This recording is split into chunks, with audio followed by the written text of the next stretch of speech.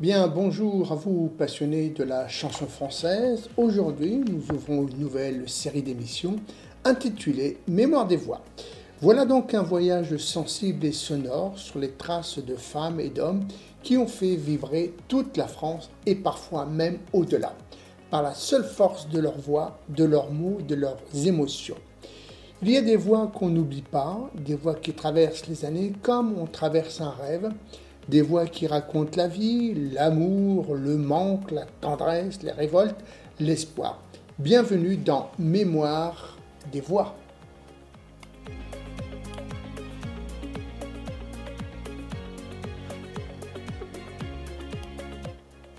C'est une émission qui redonne vie aux grandes figures de la chanson française. Celles et ceux que vous allez entendre aujourd'hui ont marqué leur époque, et bien souvent la nôtre. Parce qu'ici, chaque chanson est une page d'histoire, celle d'un pays, d'un instant suspendu, et parfois même un peu de la vôtre. De Brel à Barbara, de Ferré à Piaf, de Reggiani à Gainsbourg, ces voix, on peut le dire, ont traversé le temps. Elles ont gravé leurs mots dans nos mémoires comme autant de confidences murmurées à l'oreille. Alors, on écoute, on se souvient, on ressent, et ces voix intactes, fidèles, vibrantes reviennent frapper à notre porte.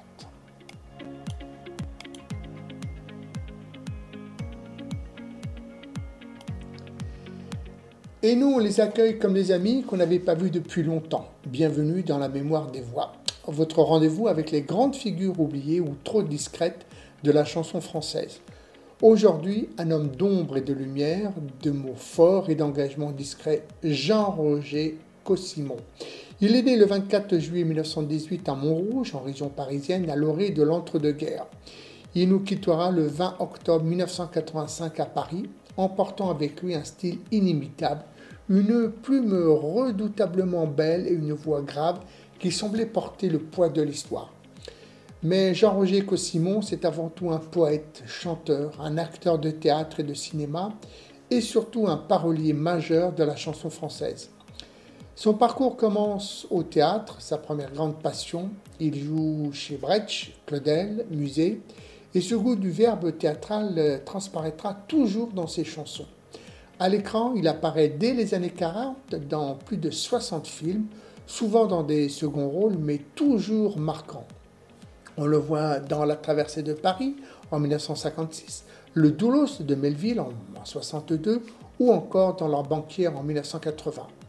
Mais c'est sa rencontre avec Léo Ferré à la fin des années 40 qui change tout.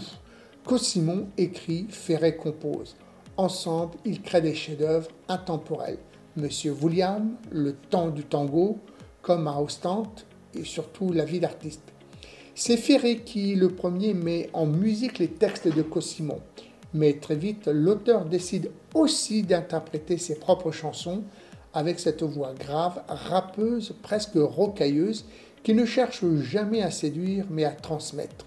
Une voix qui parle, qui déclame, qui évoque la rue, les perdants magnifiques, les gens de peu, la marginalité, mais aussi la poésie, la politique, la solitude et la révolte élégante.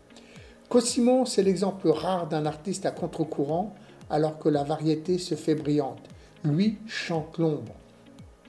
Il refuse le végétariat, fuit les projecteurs, il préfère les petites scènes, les cabarets, les cercles d'intellectuels. Ses influences, elles sont simples, Villon, Aragon, Prévert, mais aussi le jazz, quand on sent planer sur ses morceaux les plus libres.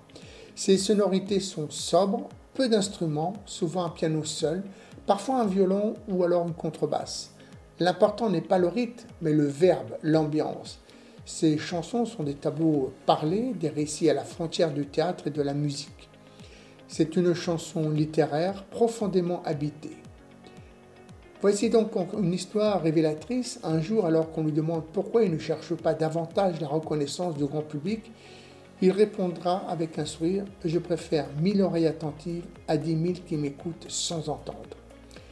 Sa discographie personnelle commence tard, elle commence surtout dans les années 70 avec des albums comme Jean-Roger Caussimon chante Jean-Roger Caussimon, cela se passe et s'enregistre en 1970, et puis en 72 il enregistre Les Amis de Monsieur, puis première période, puis deuxième période dans les années suivantes. Son dernier album, intitulé Le Coffret, sortira peu avant sa mort et il laisse également une empreinte indélébile dans la filmographie française, souvent dans des rôles de personnages solitaires, intellectuels, parfois même un peu fatigués du monde, des rôles à son image.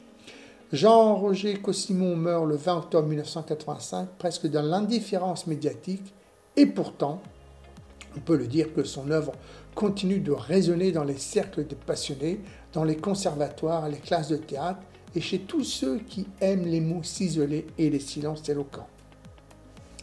Jean-Roger Caussimon, c'est la noblesse des oubliés, la lucidité sans cynisme, la poésie des marges, un artiste rare qui aura marqué l'histoire de la chanson non pas par les paillettes, mais par la profondeur. À méditer et surtout à écouter. Eh bien, on se donne rendez-vous à bientôt dans Mémoire de la chanson française. Même lieu, même chaîne YouTube. Et n'oubliez pas de vous abonner et de liker si vous avez aimé. Pas d'obligation, sauf celui du bonheur dans le choix de nos décisions. Vive la mémoire des voix!